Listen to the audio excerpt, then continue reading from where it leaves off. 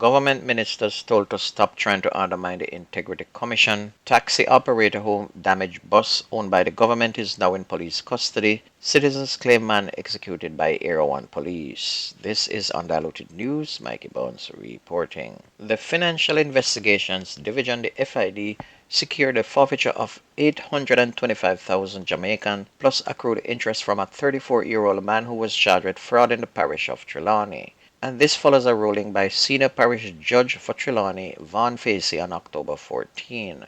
The man charged with fraud has been identified as Jermaine Simpson, a 34-year-old tailor of a Duncan's Kettering District section of the parish. The FID's Director of Legal Services, Courtney Simmet, commented on the outcome that protecting the country's financial system from abuse by criminals and ensuring that financial fraud does not go unchecked remains a top priority for the FID. Meanwhile, Chairman of the Kingston and St. Andrew Municipal Corporation and Mayor of Kingston, Andrew Swaby, has issued a warning against any attempt to undermine the Integrity Commission. The Integrity Commission has been holding workshops with members of the corporation to improve accountability. Mr. Swaby addressed the latest monthly meeting of the municipal corporation, stressed that the commission plays a vital role in holding public officials to account, and any attempt to weaken or discredit its work threatens the foundation of good governance. The mayor warned that any attempt to undermine the work of the commission will negatively affect the country's reputation. The Integrity Commission is now coming under fire since they found members of government handing the cookie jar and the information got leaked across the globe. Meanwhile, a taxi operator who maliciously damaged a bus owned by the government is now in police custody, and he was intercepted by the police on Tuesday, October 15, after a planned operation to nab him succeeded. The owner of the motor vehicle he was driving turned himself in on Monday, October 14, and he was questioned and also released. The taximan is now awaiting further actions from the lawmen. Police High Command posted a message on the JCF social media page thanking members of the public for assisting in the successful apprehension of this suspect. Meanwhile, chants for justice rang out from sections of the Montego Bay to Negril Main Road on Wednesday morning as residents protested against a police-fatal shooting on the weekend.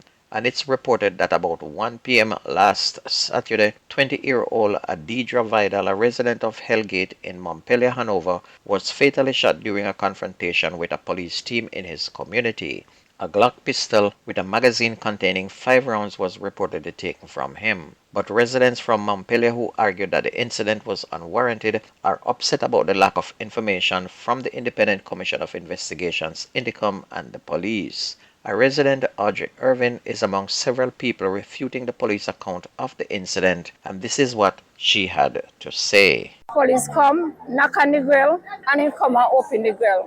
Once he opened the grill, the police just push him in a room and just shot him. Police said has injured a gun at them. But gun, and you come out just in your underpants and open the grill. Or you gonna draw a gun, and then you open the grill, letting the police. If you didn't have gun, you want to open the grill, and let them pop up the grill to come in. You get up, go downstairs, open the grill, letting in them, tell mom if you sit on the couch, and then they push him in a room, and all she hear is a shot. 1 shot fire in her head.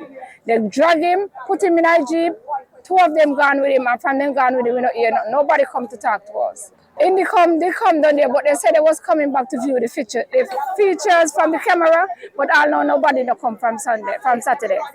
We cut up, we devastated because somehow in our house, come on, all police gonna come if ain't gunman that bad. Resident Audrey Irving giving an account of the police action. And if what this woman is saying is true, then what did this man do to the police or somebody to get such a wicked end? Because that definitely sounds like an execution.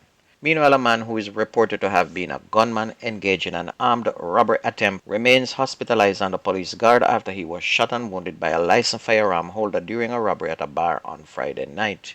The police have now launched a manhunt for the wounded man's accomplice who fled the scene. Reports are that about 11:50 p.m. on Friday, patrons were gathered at a bar when 2 men, one of whom was armed with a gun, entered and demanded cash and other valuables. And during the robbery, a licensed firearm holder challenged the armed man, and it is believed that gunshots were traded between them. Further reports are that the gunman and his accomplice ran from the bar, and following a check, a man who is believed to have been the gunman was found on the roadway suffering from gunshot wounds. The wounded man was taken to hospital where he was admitted for treatment, and the police believe that the other robber may have also been shot, as a trail of blood was observed in the vicinity of the scene where the wounded man was found, and the investigations are ongoing into the overall development. On to sports, second round of the DaCosta Cup kickoff yesterday, and I got a shock when Manchester edged Manning's 1-0. This was Manning's first loss of the season after winning 8 games in a row.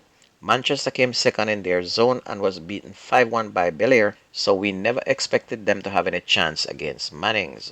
Manning's next game will be with William Knibb, also a very tough team that have only lost 1 game. And in other games yesterday, Magrat remains unbeaten, whipping St. Mary High 8-1. Malden and Brownstown played to a 1-all draw. Ocherius and Black River also played to a 0-all draw.